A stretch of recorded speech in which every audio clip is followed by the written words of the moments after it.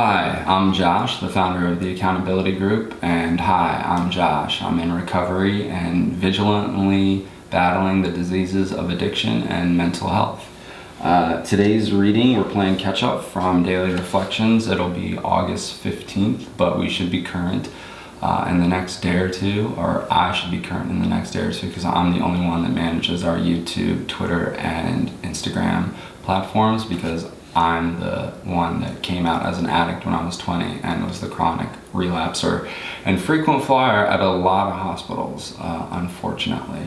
So let's jump into the reading of Daily Reflections, and today is August 15th.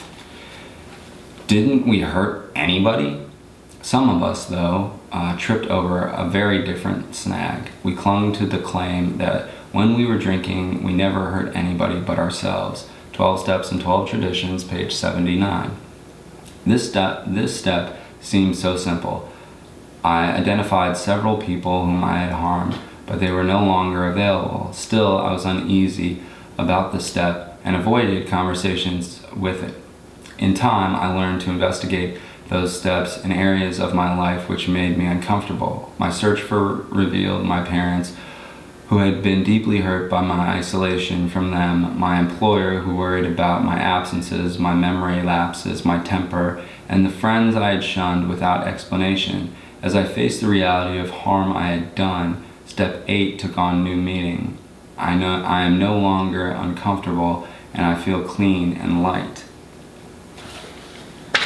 For me, coming out at 20 and saying that I was an addict was a double-edged sword because it forced me to go to detoxes and rehabs during the summer, but I knew I was only going to get dry. Like, I knew as soon as I got back to school, I was going to be partying again, and I'd have to go to hospitals detoxes, and then eventually during the next summer go to a 30, 60, 90-day rehab, and then go back to school.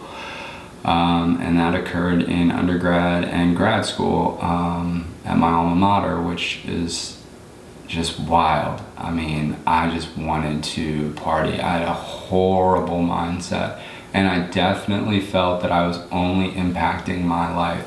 But the ripple effect of what my friends who aren't in the program experienced, how scared and anxious and nervous I made my family and concerned loved ones. I had no idea until it clicked for me later on in life that I really had a deep impact and effect on other people, and I honestly was oblivious to that fact when I was in active addiction until it clicked. And it was weird. I remember distinctly two different things. One was one of my, what I call brother from another mother. He said to me, "Josh, do you just feel more comfortable being in rehab because basically you've been institutionalized or been to hospitals or rehabs or detoxes so many times? Like, do you just feel more comfortable in those places?" And that really caught me off guard because I was just like, whoa. Actually, I do, because I know that everybody else will sleep at night. Like, the world keeps spinning, but everybody knows that I'm at least safe there and I'm not going off the grid. Because when I'm out in real life, when I was out in real life, if you hadn't heard from me and I hadn't texted or posted anything on any of my social platforms, then you probably had a pretty good idea that I was doing some stuff that I should not be doing.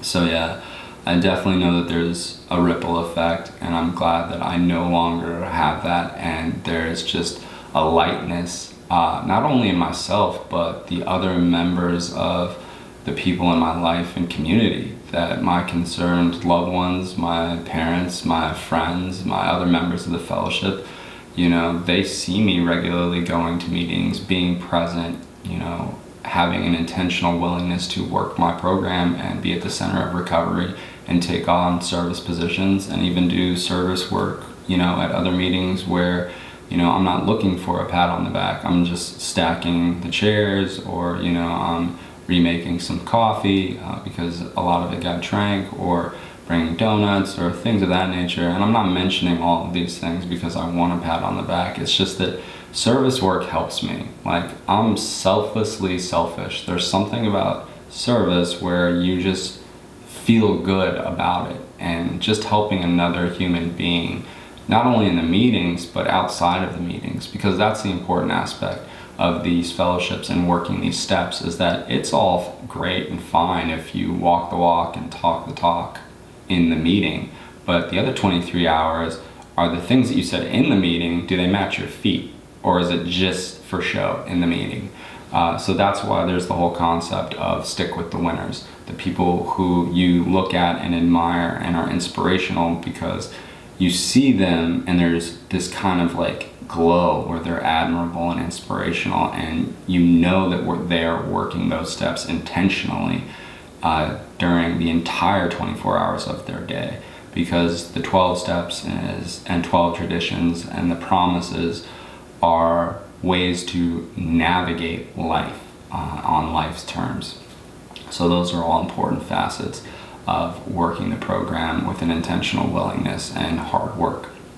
That being said, I am the founder of the Accountability Group, and the Accountability Group is our YouTube page. I'd love for you to subscribe, watch and like our videos, and more importantly, this is the big one for me, comment. So if you're a newcomer and you're dealing with cravings or post-acute withdrawal, or need to know how to go to meetings, how to get a sponsor or a temporary sponsor, feel free to put that in the comment section, and then individuals with time under their belt can share what they did, their experience, strength, and hope, and how they were able to accomplish having all of that recovery time.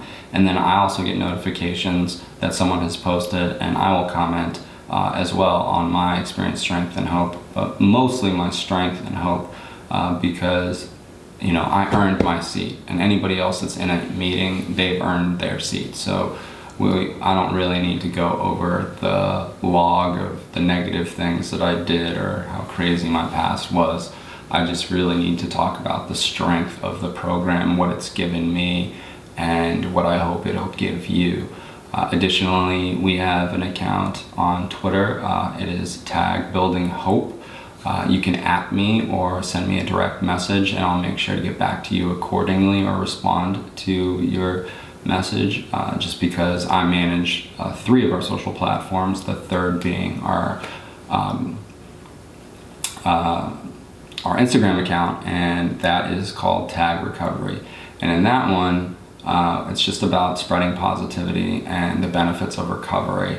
But it does also have a comment section, so if you have any questions, feel free as a newcomer to ask questions on the posts or respond to any of the questions and positivity that we're trying to spread through our Instagram, and then I will get back to you, and feel free to DM me with any questions, and I will share my experience, strength, and hope, and hopefully be able to guide you to a place in your area where you can, click with some members of the fellowship who are, actually working the steps. They're talking the talk and walking the walk 24 hours a day, not just the 1 hour during the meeting. So with that, I hope you stay safe, stay strong, and stay sober. I'm Josh, in recovery, vigilantly battling the diseases of addiction and mental health, and thanks for letting me share.